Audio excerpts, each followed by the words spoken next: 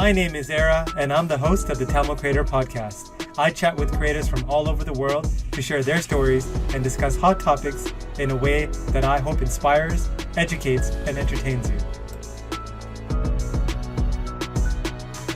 Hello, everyone, and welcome to another episode of the Tamil Creator. I'm your host, and today we have a fascinating guest. Her name is Priscilla Sreedharan, and she's a content producer, passionate storyteller, and I want to really kind of walk you through or help her walk her through like her journey of kind of going from being an associate producer on Dragon's Den during kind of, I would say, its ascent in popularity in Canada, and then, her time at Cineplex, and now she's at TD, just to kind of, explain kind of the decisions she made along the way to kind of, like I said, go from CBC to TD. So without further ado, I'll kind of let Priscilla introduce herself. And Priscilla, if you don't mind sharing a bit around kind of your family and your upbringing, and we'll kind of go from there. Oh, for sure. Thanks so much for having us. It's going to be fun. But yeah, I grew up in Mississauga, but if we take it back to the homeland, I guess, my parents both grew up in Sri Lanka. I take it back there because I think it's a huge part of my story, like where they come from. And my dad grew up in Sri Lanka, but he left when he was like 20. He was like, I'm out of here, hit the road. He decided to go to England and live there for 10 years, like a lot of people do. And then he immigrated to Canada, went back to Sri Lanka on vacation, was, classic, you should meet somebody, and was set up with my mom, came back to Toronto. And then a year later, he went back, I suppose, retrieved her. They got married. And then he pretty much imported her here. And then their life began. So I think a huge part of that is even though my parents are very much Sri Lankan and have a lot of those traditions and stuff, but because my dad didn't actually spend a lot of his adult life there, he is very much sometimes Western in his way of thinking, which I think contributed a lot to our upbringing and what we did and how we lived our life growing up. But yeah. And I know for you recently, you made a big move, like a life change in terms of moving from one of my favorite areas, High Park, to now Rexdale, closer to family. So tell us about that and kind of what made you kind of, maybe it was pandemic, but made you move from High Park to Rexdale. Yeah, for sure. Having spent the last probably, 5-7 years, living downtown, I lived in the annex for a long time and then moved out to High Park and got married, and we loved it. And then we were what do we do? Do we buy a house? Do we stay in the city? We were so oh, we didn't really know what to do. And then, my parents lived out here in Etobicoke, and so did my brother. And then we were what, maybe we'll start looking. And we we're very casually, early 2020, just check out an open house here and there. But we actually ended up making an offer the very first week of the pandemic. Someone was just what is this? I want to sell this house and get out of here. And we were we'll take it. But it was quite an experience, let me tell you, buying a house. We're okay, cool, we bought a house, but waiting to hear back from banks that were inundated with requests, and a lawyer we never met and a mortgage broker we only talked to on the phone. It was quite the experience, but it's been great. We've been here for a year now, and it's been lovely. That's awesome. And Priscilla went back and kind of told her story right from the beginning. I guess I'll bring up kind of how I actually got connected with Priscilla, which was we met at church in the Etobicoke area, and we stayed connected. And this was kind of early on when I was my business partner and I started a company called Menu, and pretty much was kind of a software that kind of controlled the ordering experience in restaurants. And Priscilla at that time was, I guess, just starting, or was that an associate producer at Dragon's Den, and she invited me for, I think they were doing a day of auditions. So it was awesome. I watched the show, so it was really cool to kind of be able to just participate. And there's a lot of stuff that goes on in the back. And before we kind of jumped on the podcast, Priscilla kind of mentioned I kind of sent her some notes ahead of time, and she's it really brings me back to my Dragon's Den's day when I used to send notes to other people about kind of how to prep for a show. But anyways, it was an awesome experience in terms of being on the set and kind of seeing the energy and kind of all that kind of goes into the show. But in terms of how we did, I think I didn't do that well, but I was super nervous. It's definitely different when you watch people bomb on TV, but then Yeah, I could isn't have it done. harder? Yeah, it's Like like, I don't know how those people do it. Like I was like, oh my goodness, you get up there and you're like got all these like lights in your eyes and like all these like rich people staring at you, and then you have to like talk to them. no, well, like it's interesting because like these are people that I've kind of seen on TV, and I was like, yeah, you know what, I could handle their questioning, but let me tell you, with the bright lights on you and them asking some hard questions, like it was, you felt like an idiot. But at the end of the day, it's like a learning lesson. But for me, I was just happy to say that I got to be on Dragon's Den, and I had Priscilla to kind of thank for that experience. So speaking of Dragon's Den, why don't we kind of get into how did you, I guess, come across that opportunity as an associate producer there? Yeah, so I was like really fortunate. In my last year of university, I was doing an internship at the CBC, but I was like on a completely different show. Like it was like a political show about like something something.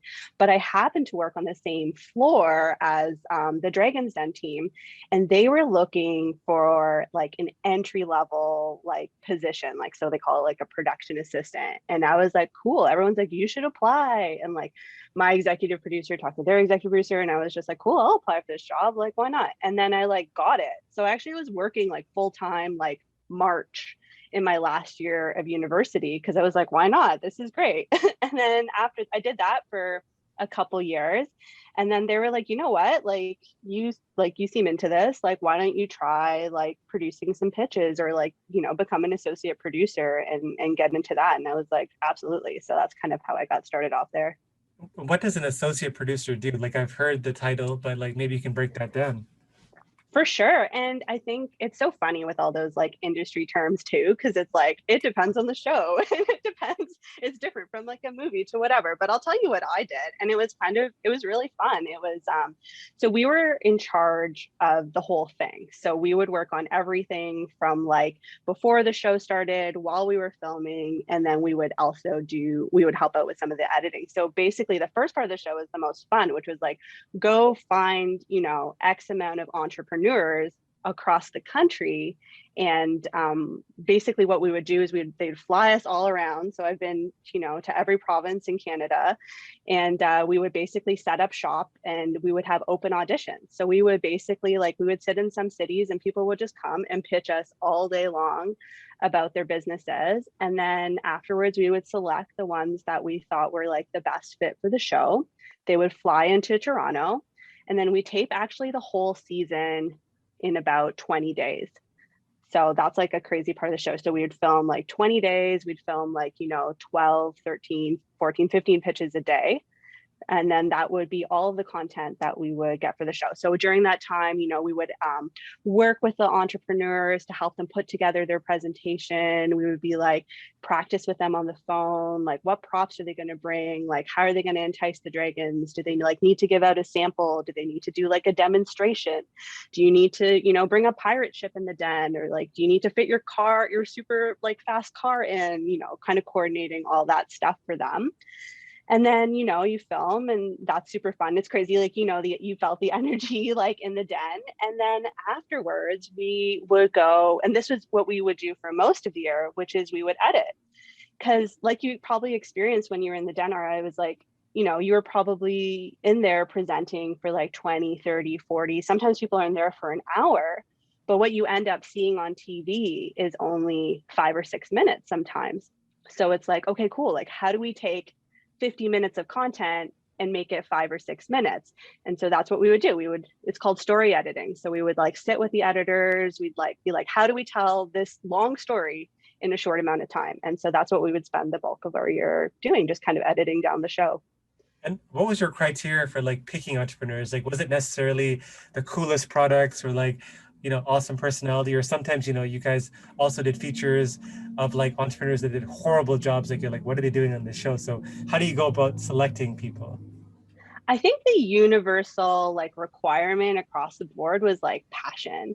Whether you were like passionate about your like $1 million idea, or you were like super passionate about this like thing you like, fandangled in your garage, like that's all that really mattered, is like you believed that that was going to be a success, because that energy is what like carries you pretty far in life, but also like that's what carries the show as well. Did you have any like in your world, did you have any kind of say or opportunity to kind of select the dragons or like kind of interact with them regularly? Or like how did that work?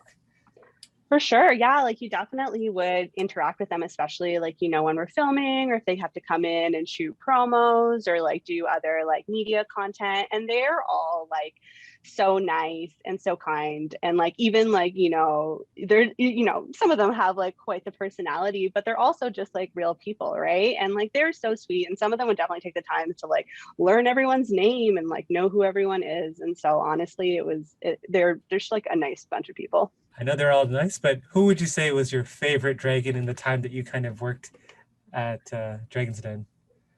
Oh, I would probably say like Arlene. She was like the nicest. She would like I said, like she'd be the one who like remember everyone's name, say hi, how's it going, stop and talk to you. And so like she was just so, so sweet. So I think she was definitely my top choice. That would have been my guess. I think I like even on the show, she seems authentically who she is. I would have guessed Jim Trevelyan second, but maybe I'm wrong. Oh yeah, that's 100%. He is like the man. Like he is just such a cool guy, has lived such an interesting life and is just like very like he's just himself like all the time, and but super super super nice guy. And you know, how did you like, you know, when I think of Dragons Den, it was kind of one of the iconic shows in Canadian like broadcasting history, especially just since it kind of caught that wave of like the entrepreneurship fever and kind of really promoted that thinking and idea, not just like in people like our age, but like kids. I think you guys did like started doing segments on like, you know, Dragon Kids as well. So how did it feel working on a show like that, which had such like a huge impact culturally in Canada? Honestly, yeah, like it was really incredible. Like it was, first of all, it was so much fun. And secondly, like it was cool to like have a job where like people actually knew like what you did and then kind of like understood it and be like, oh, I watched the show, or like, do you know this person? Or like, what are the dragons like? And so it was fun to have like something that was like really relatable to people. But like, and then it was also great to just like work with entrepreneurs and like really understand like how hard, like you know how much work it takes to like get a business going and to get it off the ground and to like pitch to investors and to do all of that stuff, and how much guts and courage and money and all that kind of stuff it takes. So it was really cool to like kind of just be part of like what felt like a big era in like in Canadian history. And the other cool part was to see like the impact of the show and to get calls from like entrepreneurs like after the show being like, oh my gosh, like thanks to like, you know, whatever, it's like I got like so many sales, like so many people are trying to like, you know, buy my product, or I'm like getting distribution, or I'm getting, you know, all this stuff. So that's also like a really nice like outcome as well. Yeah, what do they call it? The Dragon's Den effect, where like you either got like Yeah, 10 times sales or like some kind of exposure you would have to pay millions of dollars for. So that's pretty for sure, cool. for sure. So what like I guess as an associate producer, like are there opportunities to kind of grow in that role, like beyond associate producer to like producer, or like I don't know, like I'm not sure of all the terminology, but what else would there be beyond that? This episode is sponsored by nobody. That's right, nobody. So if you could be kind enough to hit that subscribe button, that would mean a lot to me. For sure. Like there is definitely like opportunity to like where you could move up the ranks. I think on something like that show when I was there, it was pretty set. A lot of people had been there for like a long time, and ultimately, kind of like that lack of growth is like kind of what led me to realize, like, you know what, like maybe I'm kind of curious. Maybe like I want to see like what else is out there, and like ultimately, like that's why I quit. And like, did you like were you thinking of like because you ultimately went to Cineplex next, but were you ever considering, hey, maybe I'll try my hand at another CBC show or like maybe some other like station with kind of the experience that you had because you know it was a good experience. Yeah, for sure. So I think at the time, just because like the nature of the business, I didn't feel there wasn't actually a lot of in-house production at CBC at the time that like I was interested in kind of doing outside of like news and sports, which is kind of their main forte there. So I was like, okay, like what am I gonna do?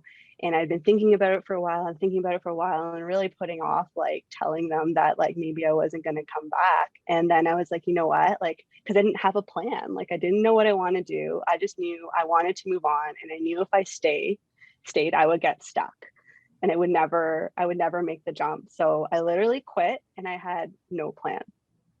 Oh, wow. And like, sorry, something about CBC. Out of curiosity, if Kim's Convenience was an opportunity for, that's like one of my favorite shows. If you I had, know, it's so great. It's so funny. would you have actually like taken that opportunity if it was like say Kim's Convenience or no?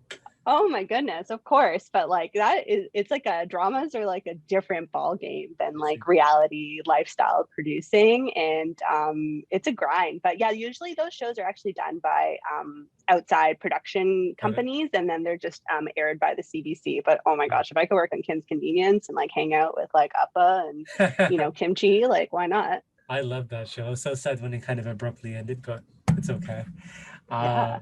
But yeah, you talked about, so you had no plan. You're like, but you knew that if you stayed, you'd get stuck. So it's kind of a brave move because you had no plan B or like something to kind of fall through, but you decided to quit anyways. So how did things lead to Cineplex and like the opportunity there? For sure. So then I was like, okay, well, I'm jobless, got to pay rent. And, I wasn't living at home at the time, and my parents were very chill about it, which is very nice. And I was like, okay, cool. Like I'm going to do, going to do the networking thing, see what all the hype is about. So, I set up, some meetings with some former colleagues that I work with at the CBC and just kind of like work through my contacts. But during that process, I was like, you know what, let me look into how other lifestyle reality shows are made outside the CBC. Let's just see how things are done.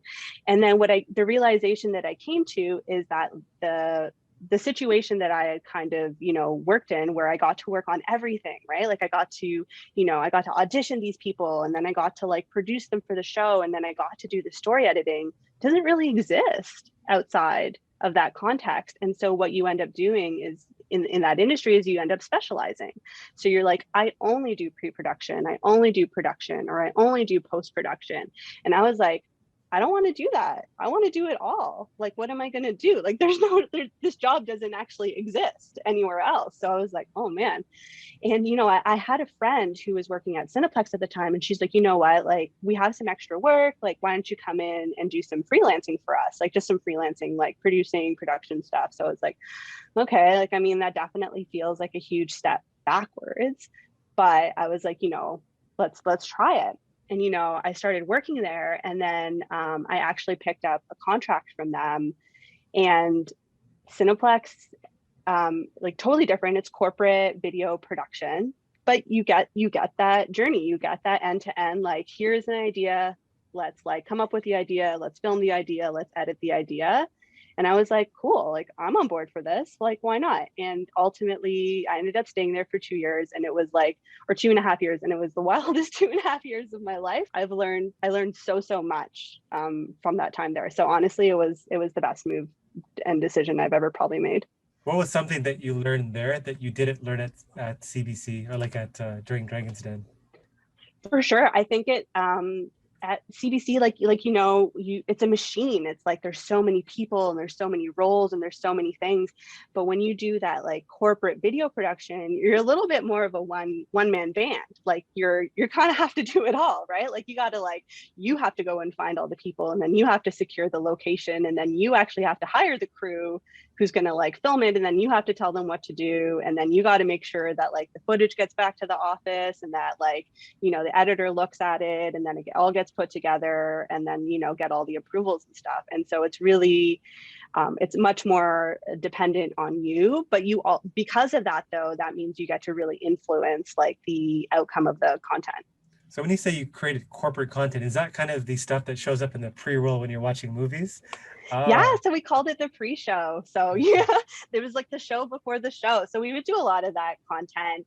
And then eventually I kind of switched roles, where I was doing a lot more of like the marketing content. So kind of like stuff outside of the theater, or even in the theater, to kind of promote like Cineplex as a business, and like not just like the movies, but like, the VIP experience. And they have like an events business, and like the rec room, which was like, their version of like Dave and Buster's and all that kind of stuff, right? So that was definitely, it was super fun. It was a wild time. I don't know what it was, but I made this shift maybe 5 or 4 years ago when we did like a VIP experience once.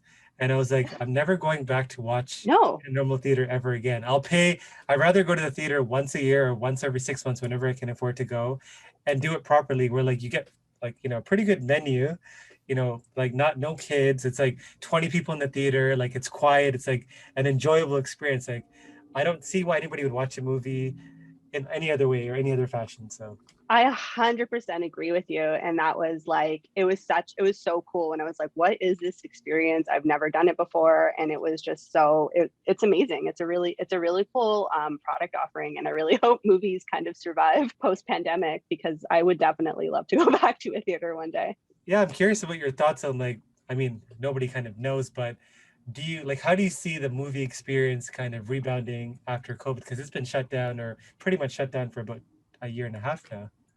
Yeah, I see a temporary rally when people want to be like out and about. And this is like completely like uneducated guess. But then what I see is like kind of the pattern that it was going down before, which was like a steep decline, as like the people who you like, like I grew up going to see movies and loving it. And I'm sure you did too. And like generations older than us enjoy that experience, but the generations younger than us who rather like stay at home and don't care about like the big screen experience, I think ultimately I feel like the movie industry, I think, will continue to exist. It just will probably have a much smaller like footprint. That's exactly, I was thinking that because I only brought up the VIP experience because I read somewhere that the VIP experiences drove like 10 times the revenue per seat or something like that compared to the regular seats. So I just picture like way more VIP, like maybe a smaller theater, but like way more of it being the VIP experience with maybe a couple of big theaters, but I could be wrong. Yeah, Yeah. especially with like, being able to like order from your seat, like you don't It's even have to amazing. leave. Like how crazy is that? The But food is it is. like, I'm like a foodie, but like the food is legit good. Like I'm not like, that's why I keep raving about it. I thought it was an amazing experience. So Oh man, I don't know. After doing so many, we would also like part of my job at Cineplex is to do photo shoots. So we'd often have to like shoot the food. And I was like, oh man, this is like quite the time trying to like get all these dishes out and try to like, make them look pretty and like put a light on them and be like, okay, oh, this is great.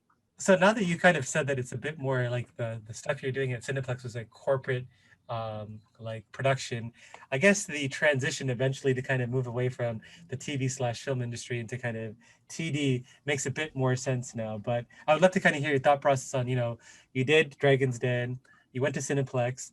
So what prompted the move to like, on the outside looking in, like a 360 shift to like TD, like a very much a, like a bank finance, corporate experience? Yeah, for sure. It's kind of wild. I mean, I think there's a few things that kind of drove it. And I think one of them was like Cineplex was awesome. I had such a good time, but it was very demanding on my personal life. Like we would, just because of the nature of the business, so say like, hey, like Cineplex is like, hey, we want you to like do this photo shoot, but we don't want you to interrupt business, which makes sense.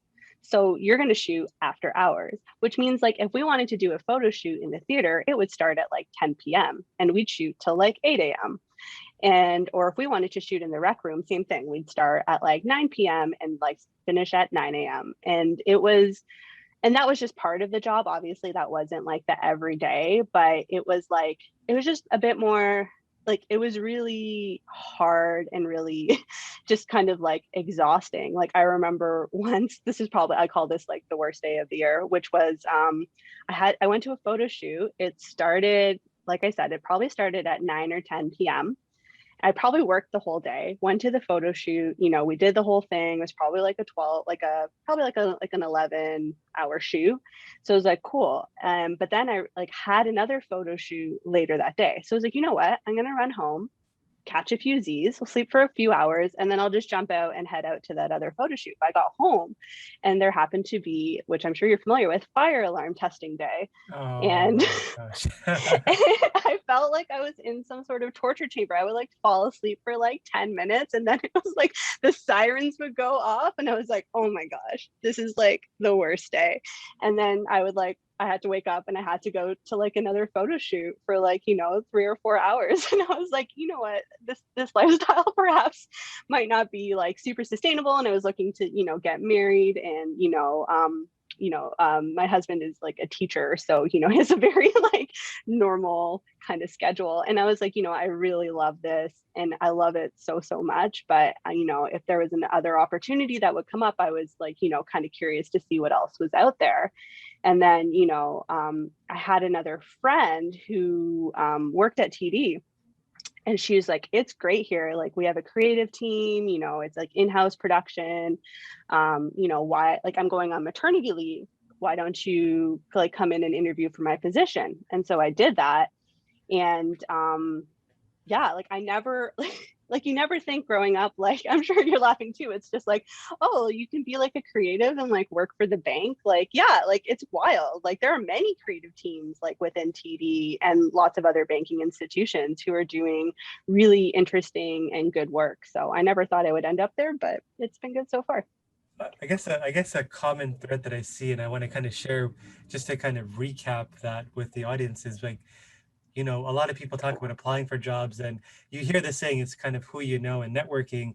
These are like words that I think people hear, but they don't really kind of actually do. Like networking is seen kind of as like this, you're in a room, you're passing out business cards, but I think there's another form of networking which is a bit more authentic, kind of like what you did, and like what I'd heard to do is like you meet with people that you find interesting, or like you want to give them something as well. It's not just one way, and along the way you create opportunities for yourself and create luck or serendipity where when opportunities open up, like you said, you talk to people at CBC, and you had a friend at Cineplex, and you had a friend at TD, and that's kind of how you got the job. So just kind of really stressing the importance of kind of networking. And number two is, I think it's a general trend that I'm seeing more and more, like you said, would you ever imagine like doing creative stuff at the bank?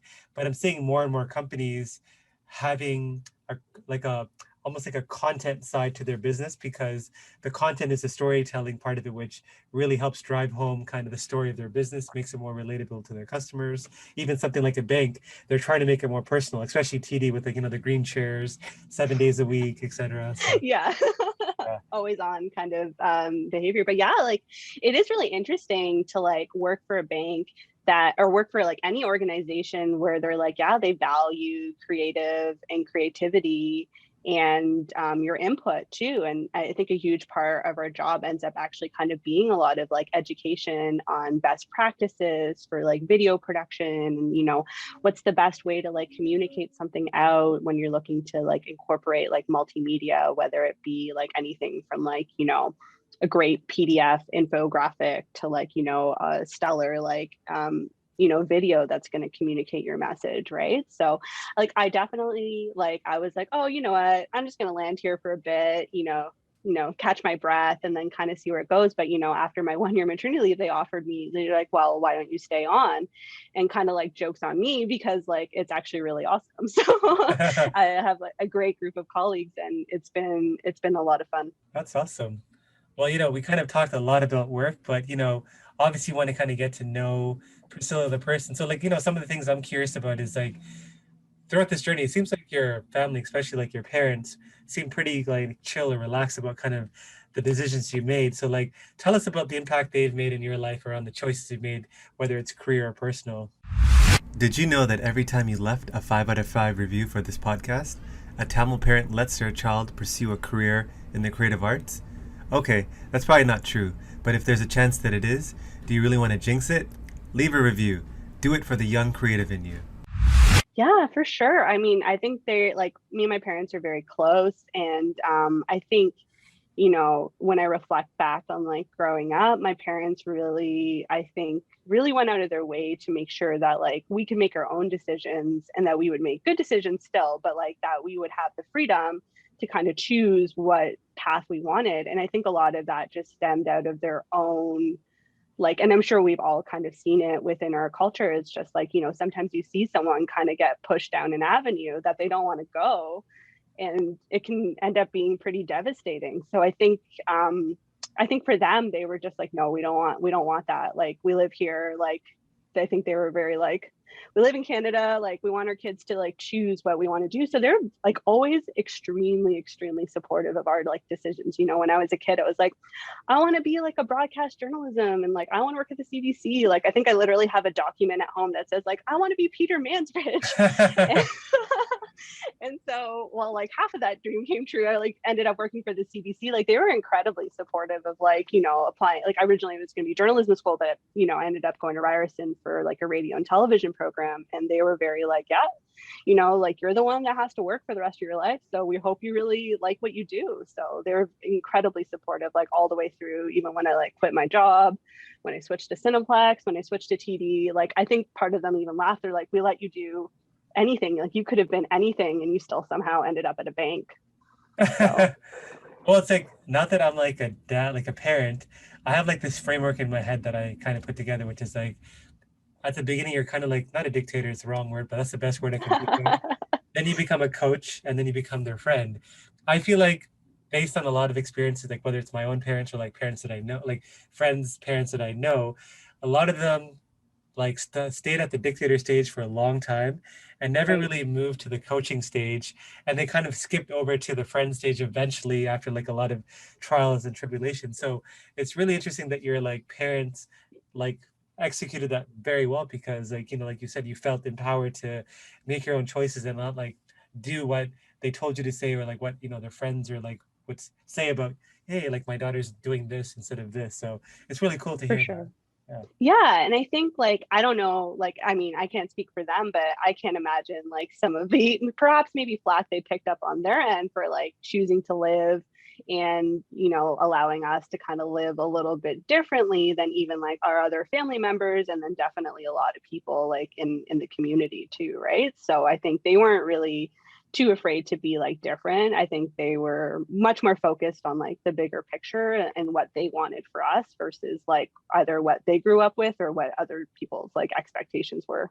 So like, what do you like to, you know, do for fun outside of work? Like just, yeah, what do you like to do to relax? Yeah. Oh my gosh. So many. Yeah, it's so funny. Like I think it always like kind of changes. I like call myself like a serial hobbyist. Like I know I've taken up sewing and like knitting and like lots of other things. But I mean, I think recently, you know, now that we no longer live, you know, in like, you know, 400 square feet and we can both fit in our kitchen, you know, cooking has become like a fun, you know, hobby for us, you know, trying new things, you know, trying to be like a good plant mom. That's like, you know, takes up a lot more time than I thought. And then like as I like, you know, since we have the house now, just being able to like garden and like get outside and like work with our hands. And my mom always like, I'm like, oh, I'm gonna put in a vegetable garden. My mom's like, well, that's because you're like third generation farmer. And I'm like, oh, good to know. So, you know, it's yeah, lots of hobbies on the go. So, you know, try to keep myself busy.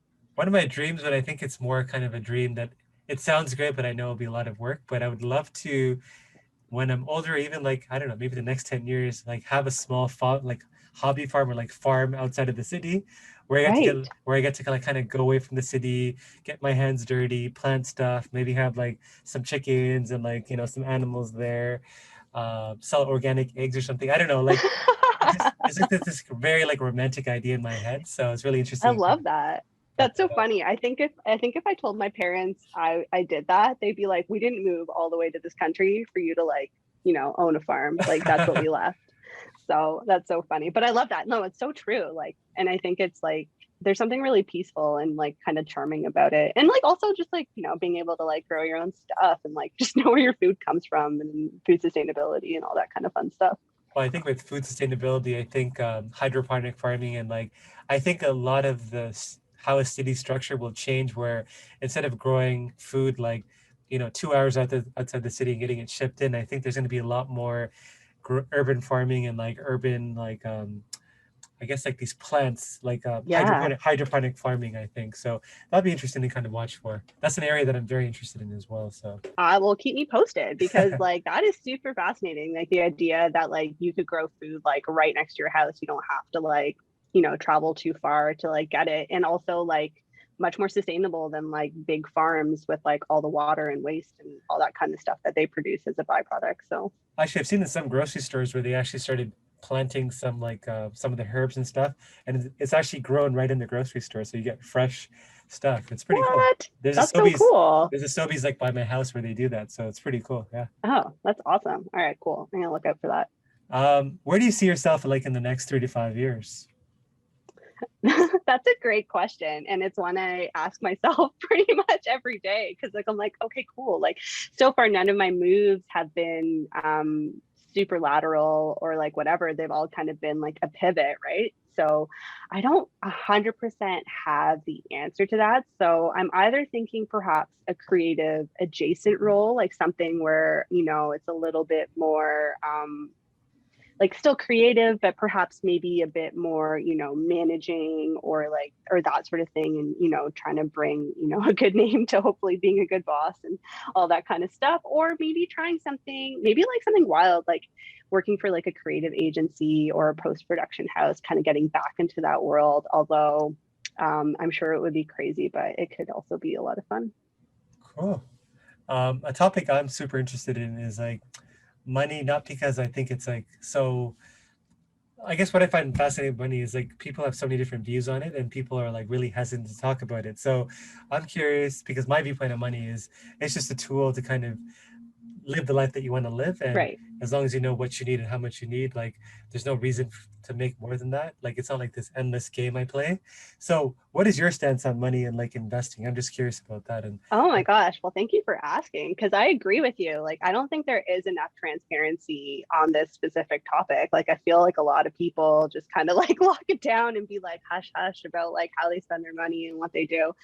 So, I definitely think, you know, growing up in like a single income household, like, I mean, my parents were very generous with what they had. And, you know, they were very generous and paid for university, even though I'm sure it was to their own financial, like, not benefit. So I've always appreciated that. And I think, you know, when me and my partner got married, we had a huge conversation about money. We're like, how are we going to spend it? What are we going to do?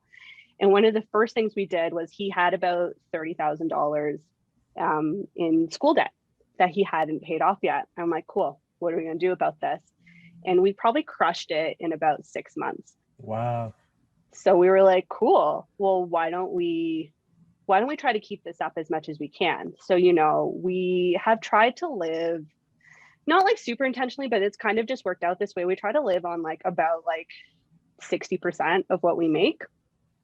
And then either save or, you know, try to figure out maybe one day we'll, you know, well, now we have a house. So like, you know, the saving is a little bit less than we were previously. But, you know, we still try to save like a significant portion of our like of our income and, you know, do invest like stocks, ETFs, all that kind of fun stuff. But then also just like save up for other things. But I think like the hope would be one day to be like pretty generous. Like I would love to, you know, kind of have that attitude towards money. But what about you? Like, what are your thoughts on money? I'm glad you asked because well, first of all, I want to ask you, and I'll kind of get into my thoughts around money, but how did you save? Because when I talk to people, people are always like, you know, and I suspect it's like bad spending habits. I'm not sure, but how did you manage to save 40% of what you earn? Like, what are the kind of some of the things or tips and tricks or like this thinking behind how you did that? Right. So I think, well, you know, having two decent incomes like definitely like helps that's cause. But that aside, like we do live and die by a budget. Like we have a budget, we stick by it. You know, we can definitely like obviously like afford to like, you know, make mistakes or that sort of thing. But we generally try not to. Like we try to be pretty frugal and be pretty wise with like how we spend our dollars. And as well as like it's just kind of slow. There is no like impulse purchasing. Like there's pretty much we've tried to eradicate that behavior as well as lists. So like if I know I have a running list on my phone of things I think I want and then I sit on them, sometimes for months, depending on how it goes. And then if I feel like, you know, I see a good deal, if I feel like I really, really need that thing, then I'll go out and I'll purchase it. But we try to be pretty intentional with almost every single thing that we Everything you said, I'm like so excited about this, like all the things that you said, buy. because one of the things that I follow or like I'm a believer in is something called FIRE. So it's Mm, basically financially independent, retire early, but it's not like the conventional retiring early. It's like really ownership of time, like doing what you want when you want. And in order right. to do that, you know, saving, as much as you can, but also like spending as intelligently as possible. So it doesn't mean like we don't like eat out food or like we don't Right. and all that stuff, but like we're really intentional. Like I don't really buy new clothes. I don't really have things that I buy outside of like I spend money. There's like a couple of areas where I'm like, you know what, I won't think too much about it, but like, you know, health is one, education is one, like buying books or like, you know, classes or something. And like maybe like gifting, like those are like the gifting people things. So those are kind of Hmm. the three areas. But then Hmm.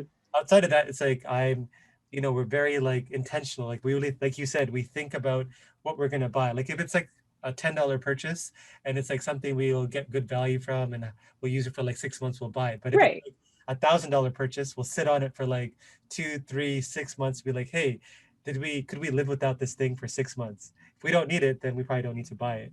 And then it's just really around like kind of investing. So whether it's like say real estate or cryptocurrency or stock market, just like I'm a big believer in long-term thinking. So they Hmm. say compound interest is like the eighth wonder of the world. So most people are like, I love that. I need to like really um, save so much or there's no point in saving. But I disagree. I think, you know, for example, with our kids' education, we put away say like 100 or 200 bucks a month or something Right. like that. And over like a period of 20 years at like 6 or 7% interest, it's like it gets like a crazy amount.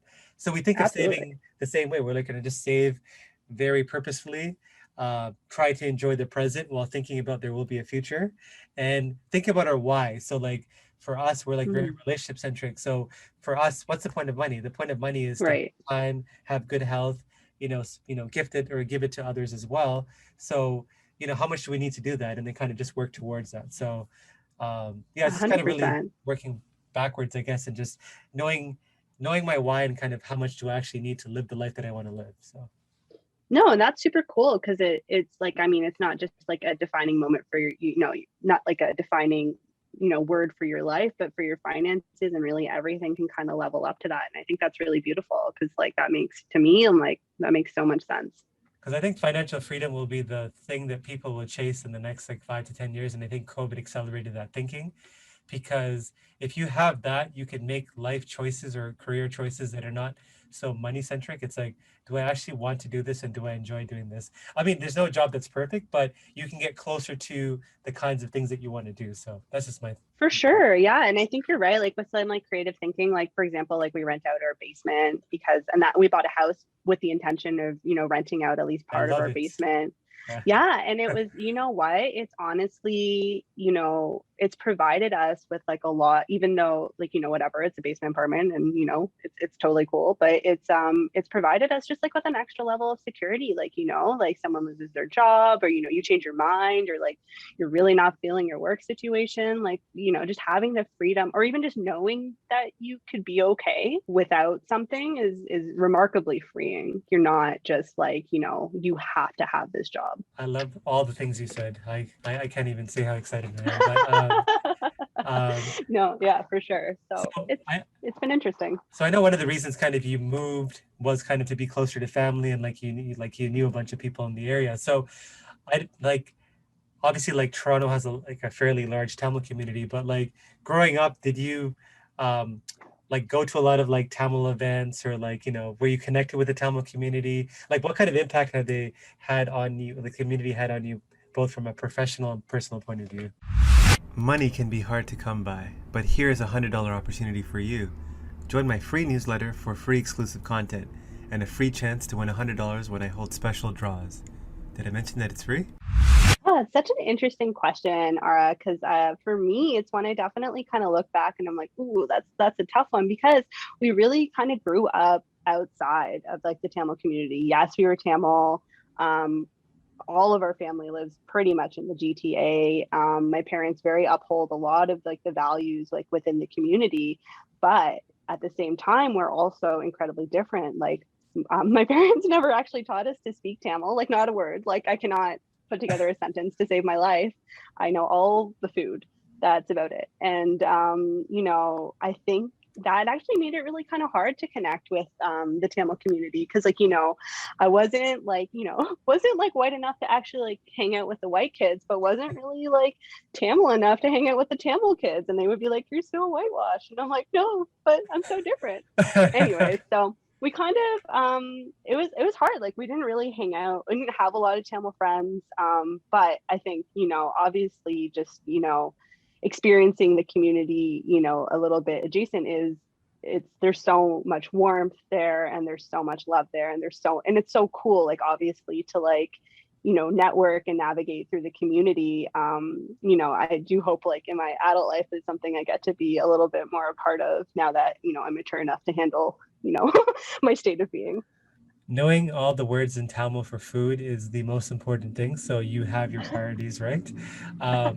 One of the things as you kind of were talking that I'm reminded of, I had previous conversations around this is I think sometimes I take for granted how like how much like Tamil culture, like I guess how successful and like how impactful the community is. Like I think of Scarborough in particular where my parents live and Absolutely. there's like a no frills or like grocery stores like every block. But guess what? There's also like every 5 or 10 minutes there's like a Tamil grocery store, like a meat shop or like some kind of restaurant, which is like insane because I take it for granted, but like I talk to people from like other parts of the world and they're like, Oh oh, yeah. we have to drive like 2 hours, or like when our friend comes from like this city, which is like 6 hours away on a road trip, they drop us off like It's Tamil so food. true. So it's so crazy. Like, yeah, I take that for It's so granted. true though. Yeah.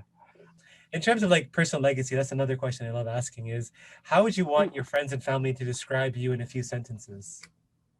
Oh, that is such a good one. Another good one, Ara. I think, you know, definitely like generous, relational, like full of love. And, I think I would love if that was like my personal legacy, because I reflect upon like my parents, and they were one of the first people in our family to like live here in like the late 70s, and they between them and a couple other relatives, they pretty much brought the whole family here. Like all of my cousins live here, all of my aunts and uncles, like, over time. And they lived with my parents. Like my parents would live in like a 2 bedroom apartment with like another 4 person family. And they would just like person after person after person for years on end, they would just host, all of our relatives. And I thought that was always so incredibly like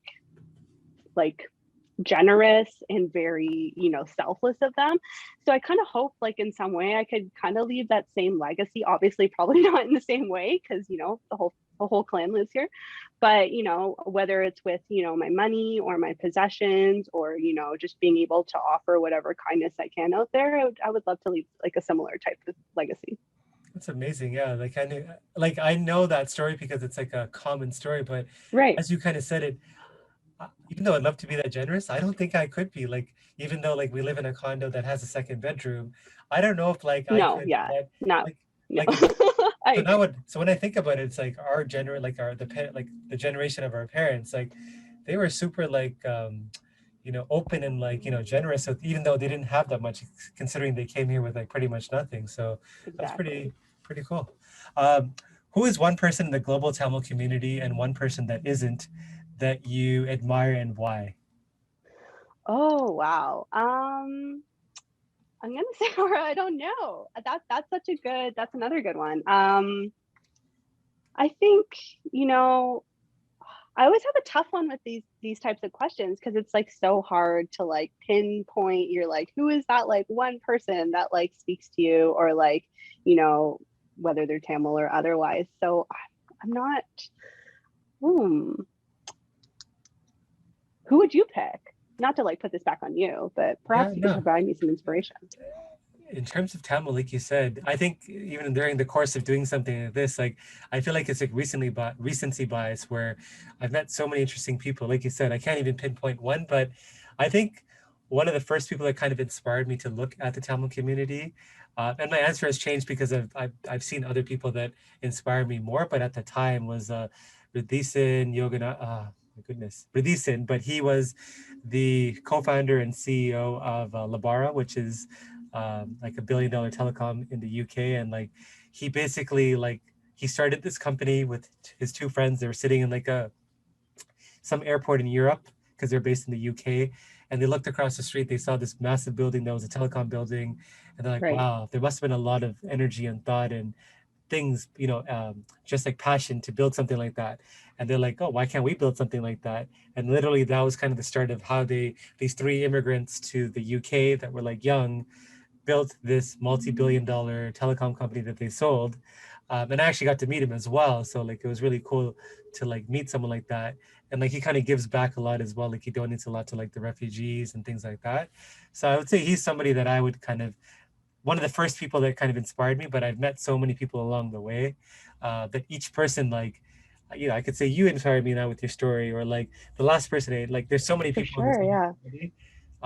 And then one person in the global, like non-Tamil community, again, so many, but there's one person, like there's this girl, she passed away, unfortunately. She got Oh no. some kind of rare cancer, my goodness. But she wrote a book too, and like it was something around like giving to work or working together.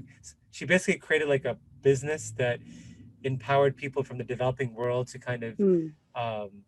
do work as kind of a stepping stone to kind of the next step in their um, life. And then like she saw work, instead of giving charity, she's like, she wanted to give them work, like teach them how to fish versus giving them Oh the fish. wow.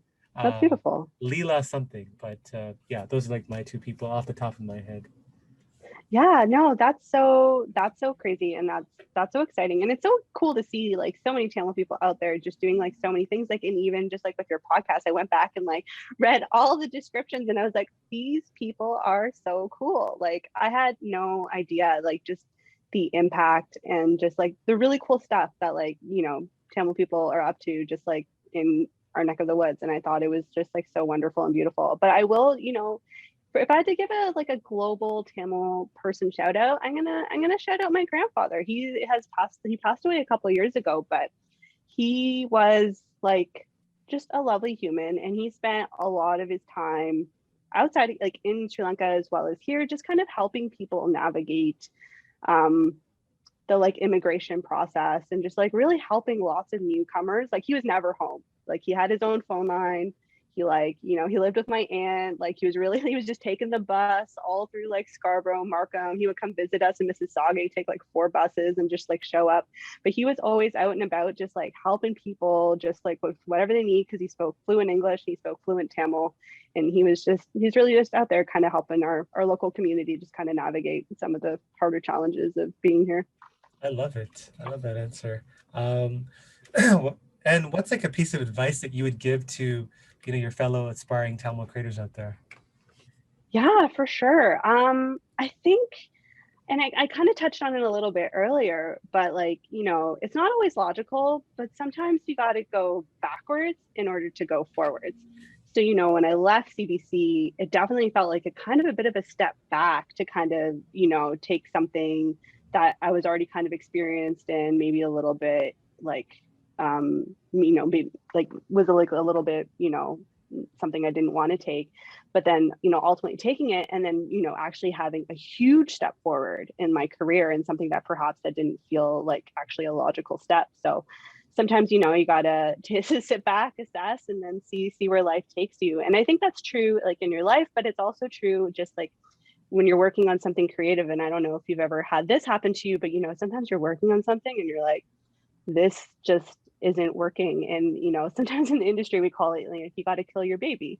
And basically this thing that you've been working on for so hard, whether it's like a video or like some sort of creative output, or maybe you're doing music producing, or maybe you're doing anything that's you're spending all your time and energy on. And sometimes you're like, we just got to shut it down. But sometimes in that process of shutting down, you actually figure it out. So sometimes you got to step back to step forward.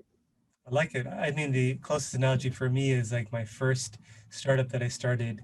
It was like 2 or 3 years. We didn't make any money, and like we learned a lot though, but like we had to Right. shut it down, and it felt like a failure at that time. But looking back, it Sure. was like amazing learning experience. So I agree. No, for sure, right? And I've probably said 5 times in this podcast, you got to pivot. I feel like I'm in like Ross from Friends, and just yelling pivot and trying to take a couch up the stairs. But yeah, no, honestly, it's probably some of the greatest accomplishments in my life have been from that. Awesome. Well, it's a great segue into a game that I call Creator Confessions. So Ooh, basically, I'm going to say like a bunch of statements or questions, and you're going to kind of say the first thing that comes to mind. You ready? okay, I'm ready. I'm ready. Awesome. So, favorite Tamil food? Jaffna cool. Have you had it? I can't have cool because I'm allergic to shellfish. Oh, So that's a bummer. all the stuff in it, I can't eat it. Oh no, that would literally kill you. It's okay. I have mutton rolls, so I'm happy. You're fine. But have you had a Reggie's roll? That's the question. Yes, I have. Oh, Wait, buttery chicken? how did you hear about Reggie's rolls? I feel like there's like a new wave of like Tamil food creators all Yeah. up on the Instagram. That made me sound 1,000 years old. And I'm really lucky because actually Reggie's rolls, I think Isn't their kitchen is actually like pretty very close to my close to house. you. Yes, yeah, yeah. Yeah. So I'm into that. I love Reggie's rolls. I love rolls in general, but their rolls are good. Something that scares you. Oh, my husband, he like jump scares me all the time. And then I'm like, like every time, like without fail. Favorite show that you're watching? Oh, this is gonna sound super weird, but I really got into Korean dramas lately. So I'm watching a lot of Korean television. It's a very fascinating brand of television. You're like the second person that I recently spoke to that said they're into Korean dramas. Oh, So you should fascinating. get into it. It's like fascinating. It's like really well done. Like even Netflix, they do all sorts of international productions, but they do a ton of shows. It's like it's a whole world out there. Interesting. A place you're itching to travel to after the pandemic is over. Oh, so many places, but we actually had a trip planned, like literally like what happened. I think like we were supposed to leave the Friday before the pandemic. We had to like call and cancel our flights, and we were going to take a really lovely trip to Scotland. So I think I would put that back on the list. A fellow Tamil creator that you want to give a shout out to. Oh, you know what? I was listening to your podcast with Tanya, and I know like it's a very recent person, but I thought she was great. She was like super lovely. She had so much sass and attitude, and I hope her blanket business and all of her other creative endeavors go well. I should be happy to hear that. Favorite childhood memory. Favorite childhood memory, probably road trips. My parents were like, I don't know if your parents were really into road trips, but like my parents would just take us like everywhere. Like go to like Quebec City, or like we've been to Boston, New York, Washington, Virginia, Chicago. Like they would wherever it was, and if it was in driving distance and there was a relative there, that's where we would go. I think the two places we did road trips to was Niagara Falls and I think it was Marineland, which is close to Niagara Falls too. Yeah, Marineland. Yeah. We've been to all the like, the hits at least once. So A pet peeve. water on the floor. A celebrity or person that you look up to. Even though she's definitely younger than me, like the actress on Never Have I Ever. What's her name? Maitri? Oh, Maitri Ramakrishnan, yes. oh yeah, all about her. She's amazing. I agree. If you knew you're gonna die tomorrow, a regret that you would have. Not being generous enough. Um, Celebrity whose life you want to experience for one day. Oh man. Um, what about who would you pick for this one while I'm thinking about it? Celebrity, that's a great one. I feel like it would be like some kind of athlete. I feel like LeBron James Oh, Michael or Phelps or something. yeah, like I would say like either LeBron James or like I'm trying to think. Or like I love some of these reality shows like that guy that saves all the bars. I'd love to kind of see his day. Bar Rescue, do you know that show? Oh yeah. That'd be fun. Or like well, yeah, I feel just like one like there's so somebody on many people TV. that would be so fun. Yeah, Yeah. just like I just would love to kind of see how the world interacts with them. Like I don't know if I'd want that kind of fame, but just like what it is to like like it sounds great theoretically, like everything they have, but there's probably a lot of negatives that they can't articulate or like you just wouldn't believe unless you lived or were in the. Yeah. Maybe like Elon Musk, so I can like know when he's like finally gonna like, leave planet Earth. You will not believe it, but you're like this is an open-ended question, but you're like the 12th person that has No. answered. That guy is a master marketer. Like, Yeah. it's crazy how many people like he's like implanted in their head. That's so Uh, funny. In my head, it was like Mark Cuban, Jeff Bezos. I'm like, no, Elon Musk. He's a I master just want to be in the head marketer. of a billionaire. It's This fine. is why he spends $0 on marketing Tesla, but people buy his cars. Oh, Um, wild. Tesla sales in the pandemic, out of control. well, I think people are like trying to be a bit more green and like it's cool and you know everything he Too much does. money on their hands. I agree. um, and finally, a PSA that you want to leave our audience with.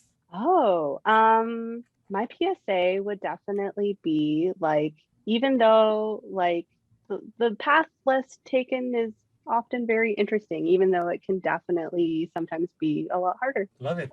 That's a great way to kind of end off the podcast. Priscilla, you were like awesome to interview. Um, one of my favorite things when I interview guests is when it's more interactive and they ask me questions. And I think there's been a few other guests like Tanya that kind of have asked me questions. So I always enjoy that as well. I mean, I enjoy conversation. So I really enjoyed the conversation. The fact that you were at Dragon's Den and and you got me in the door, still super thankful about that. Um, It's sorry that it didn't work out per se, but I appreciate you coming in to, audition for the Dragons. It was super fun to have you. for me, it's not really like it was about the experience. I take away as like, it wasn't a successful outcome in like a business point of view, but who cares? Like from an experience point of view, I can say that I got to audition and that's good enough for me. Yeah. And if people are kind of listening to this are like, fascinated by your story, they want to reach out and kind of pick your brain because they're going through something similar that you kind of went through, and they're looking for inspiration, what's the best way for them to reach out to you? Yeah, for sure. I mean, you can hit me up on Instagram. You could try to send me a message, or if you can contact Ara here and he'll connect you with me. I always, I feel like so many people, and I'm sure you've experienced this as well, like have done me a solid, had a coffee, had a conversation, did a job interview, like did something, and it's always so great to like pay it forward whenever you can. Awesome. Well, thank you again. You're so awesome. And, for everyone listening, thank you guys again for listening and, reaching out. Feel free to reach out, with feedback. I love to hear good feedback, not just bad feedback. So thank you guys and look forward to the next episode. Like and subscribe. Thank you. Thanks so much, Ara. It was super fun.